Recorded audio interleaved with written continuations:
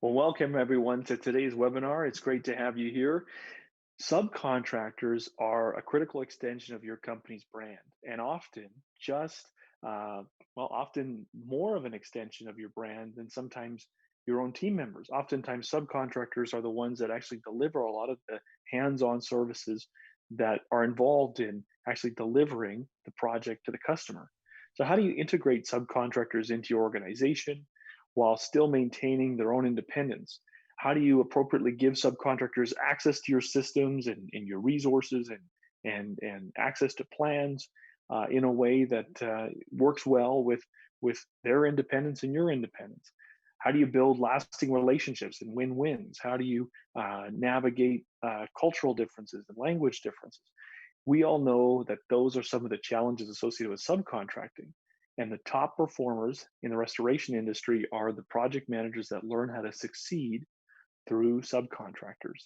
And today's panel, we're very fortunate to have two experts in the field. So let me take a moment and I want to introduce you to Tim Hull. Tim is the Director of Operations at Violand Management Associates. Tim is a leading expert on operations and organizational development in the restoration industry. So, Tim, welcome here. Hi, folks. Um, yeah, we're also thrilled to have Daniel Fitzharris. Daniel is a senior project manager at Maxon Restoration. Daniel's a seasoned veteran in working effectively through subcontractor partners, and Daniel works daily to optimize these critical relationships. And my name's Leighton Healy from KnowHow, a software company that makes it very easy for restoration companies to ensure all their subcontractors do things the right way consistently. So before we get started, we have some fantastic partners that help us to promote these events. Phil and his team at Business Mentors, uh, Ed and his team at the Restoration Lawyer, Restoration Brokers of America, Ask Amy, Violand Management Associates, and of course Max and Restoration are all partnering with us for this event. So without further ado, let's kick things off with an opening question to our panelists, Daniel and to Tim. And a great place to start is around communication. So Daniel and Tim, I think that you would both agree that communication is one of the pinnacle things that has to be in place to succeed with subcontractors. So, what does excellent communication with subcontractors look like? And how do you establish that communication? How do you maintain that communication? Tim, why don't we start with you, and then we'll go to you, Daniel, for this opening question. Sure. Thanks, Leighton. I think the first thing I'd probably do is reclassify excellent communication to be effective communication because Mm. you can't have good or excellent communication without it being effective. Mhm. At Viola Management, we're big planners. So starting with a plan and creating the appropriate expectations with what's expected in terms of level of communication with the subs Mhm. from the very beginning, what information is to be communicated when and who's responsible for doing it. Those are all pretty important aspects of it. Um, Mhm. and it gets down to really a routine, I think. Getting into a routine, starting with your project managers to make sure that they are requesting the right information from the subs and then providing them with the appropriate information they're looking for so that everybody can do their job. We're a big proponent of meetings and having effective meetings, not just having a meeting to have a meeting, but having meetings at regular intervals at scheduled times, whether that's to kick off a project throughout the course of the project or to wrap up a project, making sure that you stick to that schedule and that discipline of following the process just aids in the effectiveness of that communication. And probably a good follow-up question, Tim, is when you say what is effective communication, how do you kind of quantify effectiveness? So when it comes down to that communication and finding out whether or not this communication is effective, how do you quantify that? Yeah, so what we'd like to do at the beginning of a project is put together a communication planner. Mm. So making sure that we think through all the different stakeholders that are involved and then what information they need to know or want to know during the Mhm. course of the project. And then laying out a plan at different intervals as to who's going to keep the parties updated at what times. And then making sure that they can check that list off that the insurance agent or the referral source wanted to know about X, Y, and Z during the course of the project. we can follow that plan and check those things off. Same thing with your subcontractors. They need to know information about what other crews are going to be on the site, what the schedule looks like in the future, as well as today. That way they can plan accordingly on their side. They're running businesses as well. Hmm. No, thanks, Tim. That's great advice. Daniel, same question to you. In your company and under your oversight, what is, to use Tim's term, I think it's the right term. What does effective communication with your subcontractors look like, and what does that look like maybe on a day-to-day basis, and how do you maintain that? So with us, there's some similarities with Tim, but also with us, we don't have the time to plan. Okay, we're reactionary. We're emergency based, right? So we thinking more on our feet. So the communication level, it has to be extremely well and detailed, and consistent and constant. Um, the project manager's job adds to the communication, meaning his expertise on what needs to be done, what you need to get the job accomplished. On top of looking at safety hazards and looking at material and logistics. If you're working in a high rise or a home, there's a lot of variables that you have to take into consideration. But as far as communication, it's got to be consistent. It's got to be daily. I'm doing a project right now where the updates are almost hourly, Mhm. because it's changing. We're finding more and more damage. We're going into several other apartments in this particular project I'm working on right now. Um, so the communication has to be effective, immediately up front. And things change. Again, this is from my experience. Things change on an hourly basis with me. Again, especially with this project. So and what we guarantee to our customers is daily updates. So at a certain point of the day, you will have a daily update of what materials, roughly what materials were used, equipment that was on the site, manpower hours, so on and so forth, areas worked, and what they did, any issues. We have bullet points in the update, any concerns, things that we're waiting on, so on and so forth. And a question that comes to mind as you're unpacking that, Daniel, is where does that communication happen for you and your team? Do you use what tools do you use to just to maintain that volume of communication? So we definitely use all three as far as email, Mhm. text messaging, and obviously phone calls. Mhm. A lot of times with the clients, I email, Mhm. or at least make the phone call and then I back up the phone call with an email. Okay, Mhm. that's just for documentation's sake. Also, it just helps you go back to your notes when you're going to build a job as well. Your job's billing itself. Just to get off topic for communication, if you get daily when you give daily updates detailed to your Mhm. clients every day, it's Mhm. a cinch at the end of the project to Mhm. now finish your report and your invoice and get it out to the client in a timely manner. Because not Mhm. only do they want you there fast when an emergency happens, they want to get their paperwork in a timely manner so they can start to process, and giving it to an insurance company if necessary, and obviously Mhm. getting you paid. Yeah. No, that's yeah, that's critical. That last component is somewhat essential. So fantastic, Tim. Absolutely. I mean, Tim, when you're working with restoration companies, many of them are in a similar model as Daniel, where it seems like everything is very reactionary. There's been a crisis, a flood, a fire, a disaster of some sort. Um, what is your perspective, Tim, in terms of how that communication, let's say, evolves to an environment that's very reaction driven? Yeah, so a good point. And Daniel does bring up a good point. Even though we talk about planning a lot, the business is event driven, and things, the sense of urgency, and certainly the inconvenient nature of how our work comes to us is a part of the game. When I was in the business myself, I worked in the restoration business for over 10 years. So, in with two different companies, I can empathize with Daniel's position being on those job sites myself, and especially working for clients who want immediate information and they don't want to wait for it. So Mhm. from an operational standpoint, I think what we do is we step it up a level. So the planning actually begins before you even get a job. and looking and reevaluating your current project management processes and the things that you have in place. So while the different stakeholders may vary from project to project, the same pattern of being able to, let's say, establish the standard of always communicating with a phone call, like Daniel said, to the customer, Mhm. and by following up with that with a written email to make sure that they can confirm what was discussed, that's a standard now that you can implement in your organization moving forward, that if everybody does it, now you're delivering that consistency and making sure that that communication is consistent across the board. Mhm.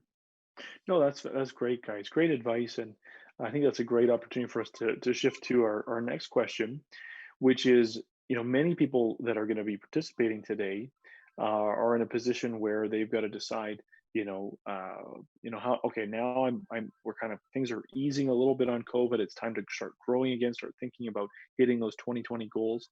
And many people are in a position where, do I hire more employees, or do I really scale the subcontractor side of my business? So the question, and why don't we start with you, Daniel, is what are some of the benefits of having a heavy subcontractor model, and what are some of the benefits of maybe having the inverse, maybe just more of an in-house staff model? What's your perspective, Daniel? So to be obviously for sub-based, when you're slow, Mm. that's one of the biggest things for your business, right? When you're slow, and if you hit a slow spurt, because the industry is feast or famine a lot of times, and so that's the plus. You don't have salaries that you're constantly paying, even though it still hurts. You want to get these guys working, but you don't have that salary. The adverse effect is sometimes it's quality sometimes, right? It's when they're in house, they absolutely have to live to your expectations. You're paying their salary. When it's sub based, that's where it comes into communication. Just to segue back into that, is setting your expectations as a company to your subs, and this is what you, hate to say it, but demand, for you to be the leader and to set yourself aside from other companies. That's what you need to do. So, um, But Tim, same question to you, is that when would you advise a client to consider really scaling a subcontractor model in their Sure. business? Yeah, so I look at a couple different things from an operational standpoint. The first one being the type of jobs that you're doing and the type of clients that you're doing them for. I'm a pretty big proponent of having a balanced model where you would use a mix of both subcontractors and a mix of in-house trade labor. If you're doing a large volume of small jobs, that mix becomes even more important. However, if you're doing a small volume of large projects, maybe a lot of big reconstruction or even mitigation jobs, then you might want to err towards the subcontractor, more heavy subcontractor model. I like to use what I call the 8-hour rule. And that 8-hour rule is pretty simple. If the job requires a single trade contractor to be on site more than 8 hours, you should probably subcontract that trade. Um, Mainly for efficiency purposes, Leighton, because our guys, our own trade contractors that we use with our labor force, traditionally they are painters who can do a little bit of drywall, or they're carpenters who can also kick carpet and restretch and do those kinds of things. But they don't do the same trade all day, every day. And when you get on a large project, you're usually working in efficiency models where you need somebody who's a professional drywaller or a professional painter or a professional roofer that's going to do those trades all day long. You'll get that Right. efficiency. You'll end up making more money that way. Right. And absolutely, I mean, one of the main areas where money's made in the industry is in just managing those tight timelines, those tight margins. And so, like you said, having that expert just be able to jump in, do what he does every day of the week. Yeah. I think that's a great way. And it's interesting, going back to your comment about planning. What I hear, Tim, is the importance of being intentional in those decisions, and thinking, okay, well, do we need a subcontractor because that's just the right thing to do, or is it because these types of jobs, these types of customers, right? Right. Let's go to this next question, Tim, and I want to start talking a little bit about conflict, because I think we can all agree that sometimes when you're in a high paced environment, and the job is it's a significant project and the deadlines are pressing and you've got multiple stakeholders involved. Conflict can certainly result. So I'm wondering what creates conflict with subcontractors. So it's definitely something that comes up, and sometimes even whether we like it or not, right? We're as contractors, you're stuck in the middle between the customer and the insurance carrier a lot of times, and then you add in more additional stakeholder parties like subcontractors. It just introduces more potential for conflict. So some of the things that I often see that generate conflict just happen to center around or start with that communication factor you talked about before, Yeah. Yeah. where one party goes into the arrangement, the job, thinking one thing or expecting one thing, and that's really not what the other parties were on the same page with. So right from the get-go, you have tension that needs to be overcome. So Daniel, we're talking about conflict with subcontractors, and so I'm sure that's something that you're no stranger to. Is when conflict arises, and I just picture all these experiences that I've had where, maybe the job rolled out improperly, and someone has to redo something, or there's tensions are high because deadlines are pressing. um, I'm wondering, what is your kind of like advice? What would be your advice, Daniel, for spotting conflict, dealing with it, and even restoring that relationship? Because sometimes it's ideal to maintain that subcontractor relationship because they're a critical partner. What's your advice on that? Right. So yeah, I mean, first thing, you don't want to cut your nose off to spite your face. Um,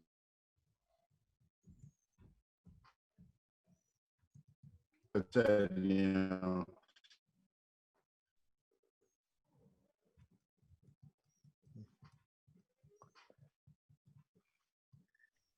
once we go Daniel, over. Daniel, you unfortunately you My might be hitting a little bit of Wi-Fi disruption there.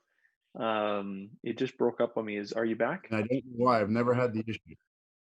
I am Yeah, back, and I apologize because I never had the issue. yeah. No, that's you know what. So, Hey, it's cheaper than all of us flying to your offices. So we're okay. So it just cut off there. You were just talking about kind of your perspective on that. So can you hear me now? And I do apologize. hey, no, that's okay. So Right. go ahead, Daniel. How do you deal with conflict when it arises with your subcontractors? So some of the advice I can give to people is, you know, address the situation immediately with your sub and the client. That will definitely show the client that you're on top of things. Never let problems linger. I don't get into the conflict with the sub at the time of the job. I say, listen, we'll get through it. We got to get the job done. Let's revisit this at the end of the day or at the end of the project. We'll earmark that, because you also, we're all human. I don't want that added stress to them too. If you get into a conflict, then they can't finish the job, and they are a sub. And if they decided to walk off, you can't do anything about that, right? If they didn't want to do it, if they decided to walk off. So my advice is just be cool, calm, and collective about it. Be direct and be stern. Get your point across, but don't make it argumentative with your subs. Um, and just keep reminding them what the goal is. Your goal is here to help these people in the time of need. I understand you're frustrated. They're frustrated too. So let's just push through it and get through it. Yeah. And Daniel, a follow-up question to you, and then Tim, I'd like to get your perspective is when do you know, when do you decide it's time, Daniel, to just break ties with a subcontractor and just go your separate ways? When do you make that decision? Yeah, I'm gonna first off, I mean, and I've had it before where a client will just flat out tell you that I can, don't ever bring that crew back to my building. Um, I don't know if I would I don't know if I would never bring them back to that building. I don't necessarily if I would break ties, but it's kind of like three strikes and you're out rule. Again, what I was saying before, you don't want to, cut your nose off to spite your face. But at the same time, Maxons and Tim and his company as well, you have a standard that you're trying to withhold. And once you start going below that standard, well, then now you're affecting your entire company. and that goes, in my opinion, to the entire company, beyond the project manager. It's the entire company. You're going to Yeah. smear the company's name. So, uh, you know, I think that's one way to deal with it. Yeah. No, that's a really good. I think that's a really important perspective. I think that in the moment when something's blowing up and the client's upset, I don't think that. I think it shows that you're a seasoned veteran, Daniel, to think, okay, hold on a second, how will this impact the whole organization before I make kind of a hasty decision here? So that's a wise perspective. Tim, what's your perspective on, when it's time to maybe make a change with those subcontractor relationships, or maybe maybe it's time to break off a professional relationship? What's your perspective on that? Yeah, well, just like with an employee, if you're managing that situation appropriately Hmm. or you're managing that subcontractor's performance appropriately, you're probably all over that. And yes, I mean, Daniel's spot on when he says that you have a level of quality that you want to deliver in the field. And if your trade partners are not living up to that expectation, chances are they're going to know about it if you're managing it correctly, because you're breathing down their neck every day, or you're asking them to make corrective action, or whatever the case is. So when it does finally come that time, I think what I would do is I would look at the value that you're getting out of the relationship with that subcontractor, and then the cost. So you kind of do that cost benefit comparison. And if the costs are outweighing the benefits, then it's certainly time to make a move. And at that point, I would hope that the subcontractor would feel that the relationship's not working out for them either. So it would be a mutual arrangement. Right. No, I think that's good. That's good advice. Um, Now, one of the things that I'd love to chat about, and Tim, why don't we start with you, and Daniel, we'll definitely want you to weigh in on this, is if we kind of flip the conversation and actually look at things from the perspective of the subcontractor.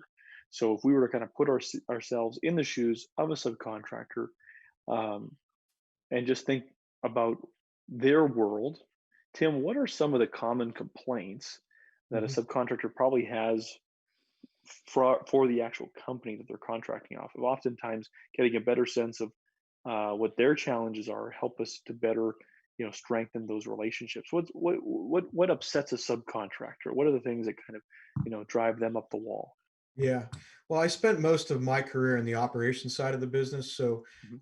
I always viewed sub trades and the trade partners as being a pretty active part of the project team. So Mhm. I actually spent a fair amount of time speaking with our trades and talking to them about our performance Mhm. as a vendor of theirs, and as a GC for them.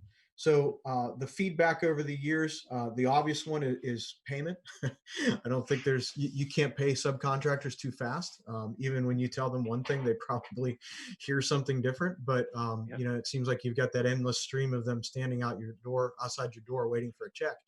Yeah. But aside from that, coming back to the common complaints were usually around communication, like we talked about Yeah. before, but also how it had an impact on the schedule. And I can't tell you how many times I've interviewed a plumber or an HVAC or any mechanical contractor, and they've said, "Hey, Tim, I just want your guys to be able to call me more than 24 hours before they need me on a job site and let me know when it's going to be ready to go, because Mhm. I've got a business to run, I've got other customers to tend to, and there needs to be a certain level of respect for that. Yeah. I'm not a dog where I'll come if you call, but it's not how the relationship works. So Yeah. strengthening that relationship by scheduling appropriately and having some respect for the fact that they're running a business too, and that they're a part of the team, just as much a part of the team as everybody else is. Hmm. No, well said, Daniel. I'd love to get you to weigh in on that.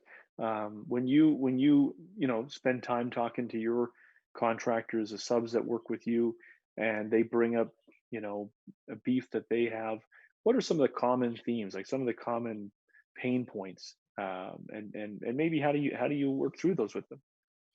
Yeah, again, some of the things that Tim said, I'm going to mirror.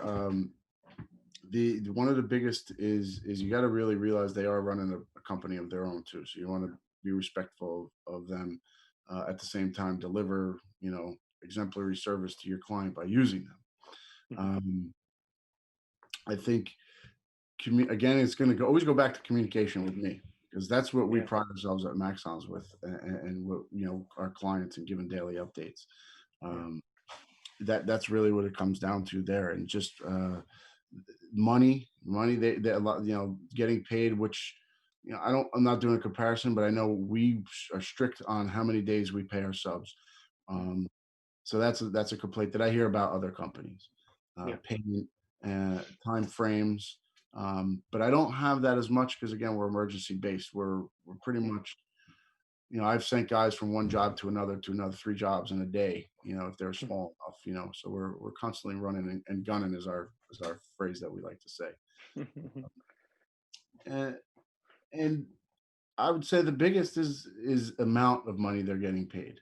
Yeah. That's always something that I'm dealing with on a daily basis, Yeah. is the amounts in it. And we do have obviously agreed pricing, but you get into gray areas when there's not full days and half days and stuff like that. And I would say, if your advice wise, if your profit margin allows it, you want to take care of your subs, as much as you can. Yeah. And I just say that on a small scale, meaning like on a full day example. If they work 6 hours, I'm going to pay them for the full day. Yeah. I'm not going to nickel and dime them on that. I think that's going to get a bad taste in their mouth, and I think the quality of the work is going to go down. Yeah. So I think Yeah. that, that's one of the common things that I see. Otherwise, we're in this field to help people, so I got to think behind that. Everybody's first thought is they want to get out and help somebody and get this disaster taken care of. Right. I know money is there. Obviously, we're running a business, but you got to have the passion to want to help people. Because if it's just all about money, it's going to show. Yeah. Show. No, that's I think that's really important. And on top of that, Daniel, I wonder, would you share with us, like, is there anything that you do to show appreciation to your like to your subcontractor partners? Is there anything that you do? Do you do anything around the holidays? Do you do anything to um, any to incentivize them?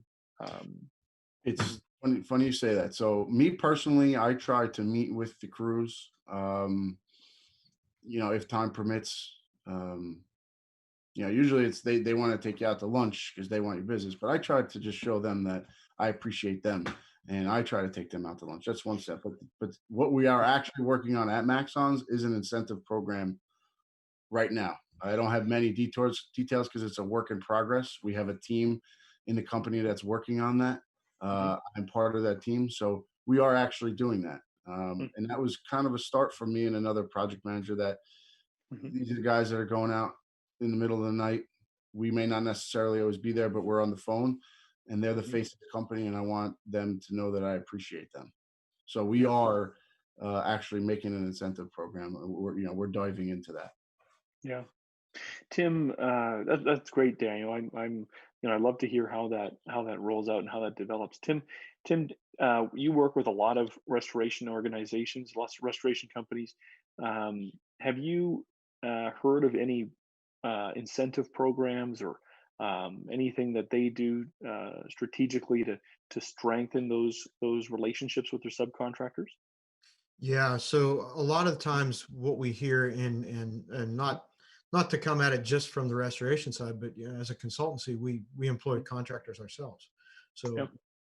we're in the same boat as everybody else. And I think most businesses to some degree are probably in that same situation as well. But I think there's room for a performance-based incentive. I know personally, and with working with our clients over the years, I've used it on a situational basis. So you might get into a particularly large job and say, this job has to be done in a certain time frame, or to a certain quality standard. And if these conditions exist or occur in your performance, then you may be subject to a bonus of X or Y or whatever it is. Mhm. Um, I think too often in business in general, especially with construction projects, what ends up happening is you see that carrot and the stick model Mm. where, yes, if you finish ahead of schedule, you're going to get X, but if you don't do it, then you're going to get Y or Z, and it's going to Mm. cost you out of your pocket. So Yeah. you have to balance that with what you wanted to accomplish. anytime I work with a client and they ask me about an incentive program or a bonus program, whether it's for a sub or whether it's for their own people, the first question I always ask them is, what do you want to accomplish by doing Yeah. it? And, Yeah. and if you can keep that in the forefront of your mind, it'll kind of guide you in the right direction. Absolutely. It's and that kind of, sticker, it's kind of like that amoeba analogy, do you poke it or do you try to incentivize it? Ultimately, you're either trying to get it to you're trying to get it to go in a direction. And I do believe I totally align with what Daniel, what you're saying, the work that your team's doing, and Tim, what you're saying, that anything sustainable and anything that's going to make you a market leader has to be more than just that primal, if you do this, you get a you get this, and if you don't do it, you get this. And Mhm. it's like, how do you build those more sustainable models? And so I think that's a really great opportunity for us to just kind of, in that same line of conversation, is the whole idea of attracting the best subcontractors. So Daniel, you know that not all subcontractors are created equal, right? Some really stand out and some maybe aren't as as superior. So Daniel, at your company, how do you attract the best subs to work with? And I know there's, you've got competitors that are also vying for those subcontractors. So is there anything you do to just specifically try to attract and retain those critical relationships? And then Tim, love to get your perspective. So I think it weighs heavily on the project management and expectations. Again, I'm going to Mhm. go back to communication again. Um, but it does. It's setting their expectations and and and communicating. And I also wanted, before I lose this thought, Mhm. to give advice to guys out there. You know, we always hear the bad on jobs, and it's very easy for a project manager to get good feedback and then just whatever he does with it. If the main point is, you got to get it out to those guys. You got to let them know how valuable they are to you. Yeah. I think that's extremely imperative because, again, everybody's very quick to say the bads that happens on jobs, and not always the good. Yeah. And the other thing is to help that process is that you're ending right off on the job. We have a certificate of satisfaction form with a survey on the form. Mm. So, and I always tell people, please, good, bad, or indifferent, write something. We pride ourselves on our work, and we want to know what areas we need to get better in and what Yeah. areas that we are excelling in, and obviously keep up that pace. Yeah. So what does that look like, Daniel? Like, I think what you're getting at, and it makes me think of a conversation I had recently with a head of human resources who got out in the field just to get on the front lines and meeting with some of the subs, and it was interesting. They said, you know, you don't have to keep giving us raises. It'd be nice if someone would just say thank you and just say that a boy or good job, or thanks for giving up your, leaving your son's music recital to pump out this basement. Um, Maybe give us some specifics, or could you give us maybe an example, Daniel, of where uh, you've been encouraging, or you've maybe flexed that more human muscle with some of your subcontractors? Yeah, I mean, that's, to me, it's a daily basis. Hmm. Constantly grooming them. Constantly, I'm trying to make them better professionals too. At the same time, Hmm. I'm sympathetic and empathetic to everything that's going on in their lives. They're still a human being. Hmm. Um, and again, it's definitely praise. You got to let them know that they're doing a good job, because you know you're going to get on them when they do something wrong. Uh, Yeah. you're absolutely, you're going to get on them, and you're going to be, because your expectations are here. What you're trying to deliver is up here. Yeah. You also got to, you got to build them up in a positive way, and let them know that you're doing a great job. The clients love it. They love your attitude. They love everything that you're doing. And I think it really comes down to motivation. you Yeah. know Motivating them in a positive way, to just let them know you guys are awesome, you guys rock. And I do. It goes back to say, I'll take them out to lunch. I make it a point that every holiday I reach out and I text my entire crew staff. I make it a point to make sure that I ask about their families. It's just so that cuts the business end of it out, I feel, to kind of get back to the point you're saying. It shows Yeah. I have a personality. I'm a human being. So are you. Um, Even though in reality I'm above you, I just want to let you know that we're still here. Okay. Yeah. We're here to do a job, and so am I. Let's do Yeah. the job the best we can and do it, so we have a very good positive end goal. Yeah. No, I love that, and one of the things that we talk about on in our world is that we believe that everyone has the same level of dignity and value. Some of us have more responsibility, some of us have more expected of us, but it doesn't mean that we're more valuable. You know what I'm saying? So that's great. Those are very practical ways. Tim, I want to shift the conversation, and Daniel, want to pull you in on this as well. Language, language, and language barriers specifically. There's a statistic that we follow very closely, which is the percentage of subcontractors where English is not their first language. And a recent stat showed that 41% of subcontractors in across North America, English is not their first language. And so communication, we all agree, is key. But sometimes we play the telephone game with subcontractors, meaning that you're dealing with someone on the team whose English is probably the strongest, and then they're kind of telephone gaming that through the team. And maybe the team speaks Russian, maybe they speak Spanish, perhaps they speak another language. But Tim, how do you advise people overcome some of those language barriers and even some of those cultural barriers, or not even barriers, but just differences that exist sometimes when you're working with subcontractors? Right. So I think the language answer to that is a pretty simple one. You need to have either a bilingual project manager or project coordinator that speaks their language, or you need some sort of interpreter. There's kind of no middle ground on that. Of course, you could use an app if you want to try doing that, but I don't think on a regular basis that's a good long-term solution. Um, Culturally, I think the struggle may exist more on the cultural side than on the language side, because I believe that a lot of trade contractors understand the fact that if they're going to do business with an English speaking, predominantly English speaking general contractor, they need to be able to communicate. So it's something they have to overcome. But culturally, there are major differences. Some cultures prefer to, they see the value in the day's work that they put in, not necessarily the finished product, but the number of hours and the amount of effort they put into it. Others don't place as much emphasis on the effort, but more so on the end result. I don't care how we got there, but we're there, right? And then you have that whole issue of negotiating with them, and every culture looks at things differently. Some take a hard nose, this is my way or the highway kind of thing, and others like to kind of step around it with a lower sense of urgency. We do Mhm. we do some work with the Aussies down under, and their sense of urgency is much different than ours. Mhm. And in Leighton, even up where you're at in Canada, Canadians look at things from a scheduling standpoint much differently than the U.S. folks do. So there's potential for Interesting. conflict all over the place there.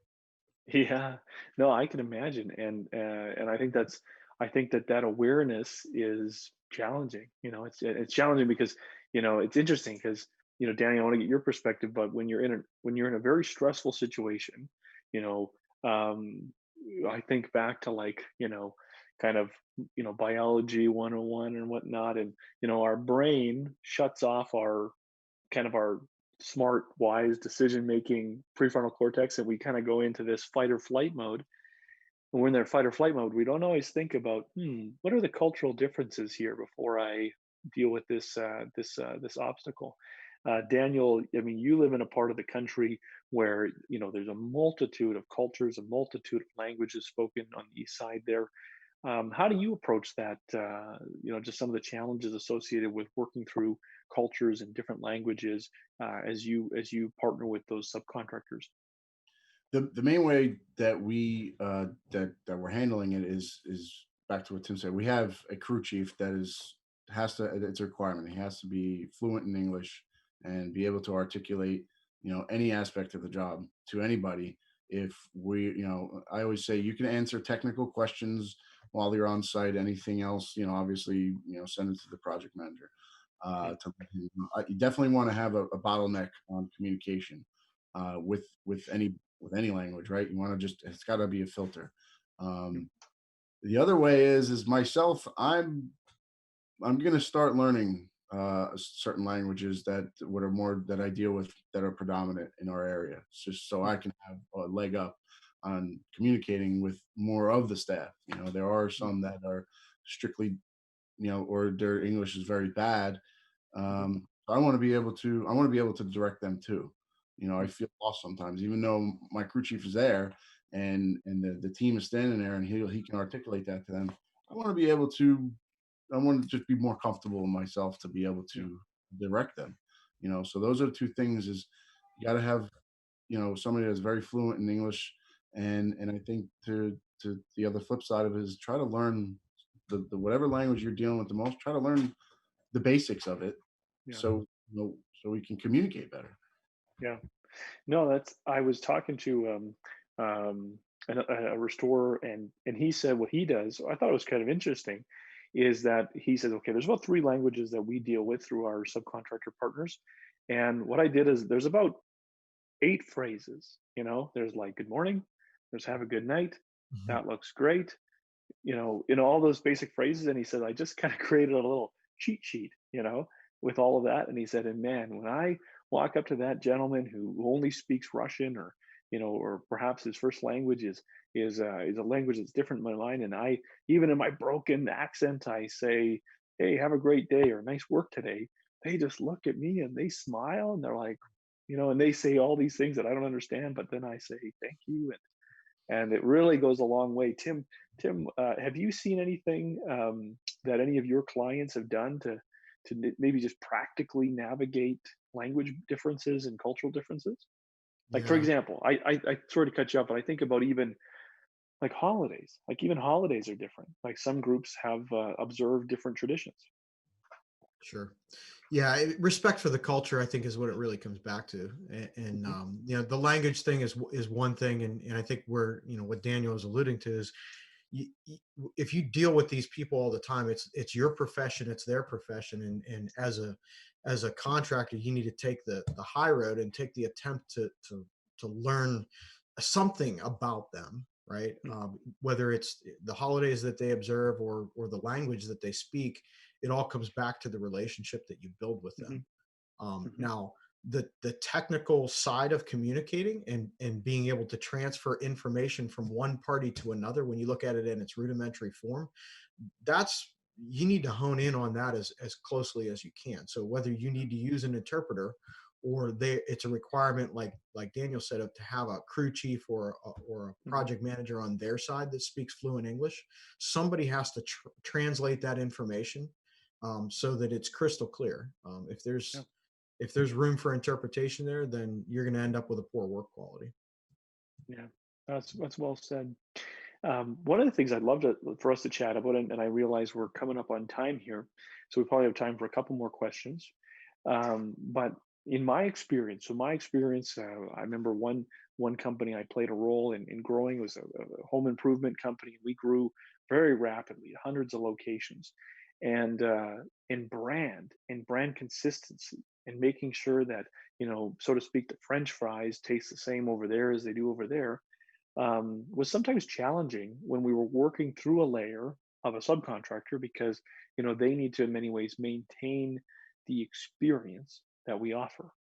Daniel, is there anything that you do at Maxons to maintain the experience through the subcontractor? And you know, even though there's rules in place that they have to remain independent, and there has to be a kind of a level of arm's length there. Daniel, is there anything that you guys do to navigate that? I'm not sure I understand the question. Say it again. Sorry. So no, that's a great. It's totally fair. It was kind of a confusing question. When you think about, if I went to your website, you know, Mm. your website would say this is how we do things, and so me as a customer, I look at that and I say, okay, well, if I call them, that's what I'm going to get. And then when the project manager shows up and then the work is being done through a layer of subcontractors, as a homeowner, I'm thinking, well, hold on a second, this is different from the website. This isn't, you know, this isn't what I thought. And so the subcontractors sometimes have to deliver an experience that, in a sense, is more as a representative of the company. Does that make sense? Yep. So as Mhm. far as that, I mean, with us, we are heavily project management based as far as project managers handling everything, Mhm. communication, setting expectations, follow-ups.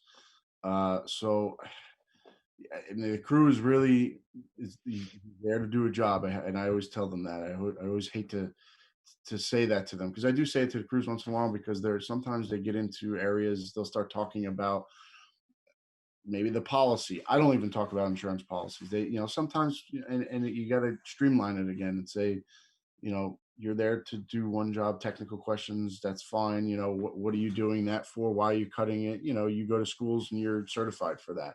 But really, Yeah. it's really on the project manager to Yeah. call the customer at the end of the day. How did everything go today? Are you okay? Do you have any questions or concerns? Really, and that's what sets us apart from, I'm going to say, all restoration companies is the level of communications with Maxons. We have quick scopes that go out every day, phone calls that we call the customer to make sure that they're happy. Again, that's being proactive. So, you're gonna try to, I'm gonna use the word, combat any issues that are gonna come up. Mhm. It's again, we really rely on the project manager to take that job and run with it from start to finish. It means Yeah. your community's got to be spot on, and you're on a project. You guys know, sometimes you're dealing with 6, 7 people that you got to deliver to and Yeah. make happen. So it's the communication level is just, and I'm going to keep going back to that because that is one Yeah. thing that Maxons hangs on the most is you got to communicate. And problems happen, and Yeah. we deal with disasters, and I have issues all the time. But again, what I can give the people out there listening is you got an issue, you got to deal with it right away. I don't care if you got another giant project going on and it's going smooth. You got to stop everything and show your client that you're listening to them, and Yeah. you're going to react to that situation right away. You're going to get it. Yeah. I may not have the answer right now, but I'm on it, and I'm going to get you an answer, and I'm going to get it taken care of. And you know, and there's always that sorry. I'm sorry, but I'm going to make it right. Okay, that's what I think the key is there. Yeah. No, that's good advice, and I can tell as you're explaining that, I can tell that is advice that's grounded in like being road tested through multiple situations, Daniel. So I can see like the experiences in your eyes. You're like, Yeah, I get yeah, it's like it's it's yeah, cliche. It is. It's communication is key. And yeah, I mean, I'm in the hub of communication. I mean, we're in New York and New Jersey and the tri-state area, so everything had to happen yesterday. It's like job's not done yet. Well, we just got here, so yeah, just the sense of urgency is immense. yeah, And again, it all trickles down to how do you communicate to people and give yeah. them. No, I hear you. So, as we kind of move to close, I want to pose one final question to each of you. First to you, Tim, and then to you, Daniel. But if you were to, maybe give some advice to someone who's coming in as a new project manager, who realizes, she realizes or he realizes that they're going to be working with a lot of subcontractors and they want to kick things off the right way. Tim, what would be your advice if you were to say, look, these are the things that you have to develop or you have to make paramount at the beginning of your career as a project manager dealing with subcontractors? Tim, what would be your advice to that new project manager? Focus on the relationship. Without a healthy relationship, the rest of it is nothing. Hmm. And you can't have the communication that you need. And we keep coming back to, you can't have that without a healthy relationship. Hmm. Um, the best way to have a healthy relationship when you're working, particularly with your trade contractors, is to be interested in their business. If you go into it with a one-sided relationship, what I need you to do for me, then you're not going to nearly get what you want out of that relationship. But go into it with a genuine interest and concern for them. Hey, does this fit what you guys do? Is it going to benefit you? Are you going to make money doing it? How are your teams doing? All those things. It has to be a two-way street. And if you show a genuine interest in them and their business, then they'll be concerned about you and your business. But it's not until that time, then you just come across like a dictator, and that's not the relationship you want. Yeah, that's good advice. Mhm. Daniel, same question. New project manager coming into your company. They take you for lunch and they say, Daniel, give me some sage advice. What are the key things that I need to focus on for me to win with these subcontractors? I'm gonna definitely feed off you, Tim. That was well said. It's all relationship. Mhm, It's making sure that you know you're not a dictator to them. You see their mhm, problem. You understand their issues. You want to listen to them. You know, you don't want it to be one sided. You know, be stern, but be polite and be professional, and go over the goals with your subs. This is what we're trying to accomplish. Don't you want to do the same thing? You want to be professional too. I'm talking to you because you're a professional, and I'm treating you a certain way because you're a professional. So you're building them up. You know, build them up. Be positive for them. That's I think that's the hugest thing because it's very easy for them to get beat down, and they're working hard, and you know you also have working crew chiefs that own the company that you're doing, and they feel like they're getting slighted. You don't ever want to let them feel that way. mhm. um, you know, especially if they're doing good, obviously. You know, if they're a great sub for you, it really comes down to the communication to your sub and the relationship that you got to constantly groom it, and you got to constantly be on top of it. Yeah. That's well said. And so with that, I think that's a great place to end. I want to just start. Tim, Daniel, great advice. Both of you guys are definitely experienced experts in this topic. So I know we could keep chatting, and I can imagine that there's probably a lot more that we could cover. But for our time today, I think that's a great place to start. So thank you to both of you for being so generous with your advice. It's been great to have you here, and I also want to thank just another shout out to our promotional partners. And so we've had a number of organizations just to help us get the word out. Business Mentors, the Restoration Lawyer, Restoration Brokers of America, Ask Amy, Violand Management Associates, and of course Maxons have all played a role in kind of helping us to get the word out. So as everyone is kind of leaving and they're thinking about reevaluating some of their own approaches to working with subcontractors, I just want to invite you. Our next webinar is on July 8th, and it's all about having an effective accounts receivable program in your restoration company. So I hope you'll join us for that. But Tim, Daniel, thanks a lot, and hoping everybody took something away from this great advice on winning with subcontractors.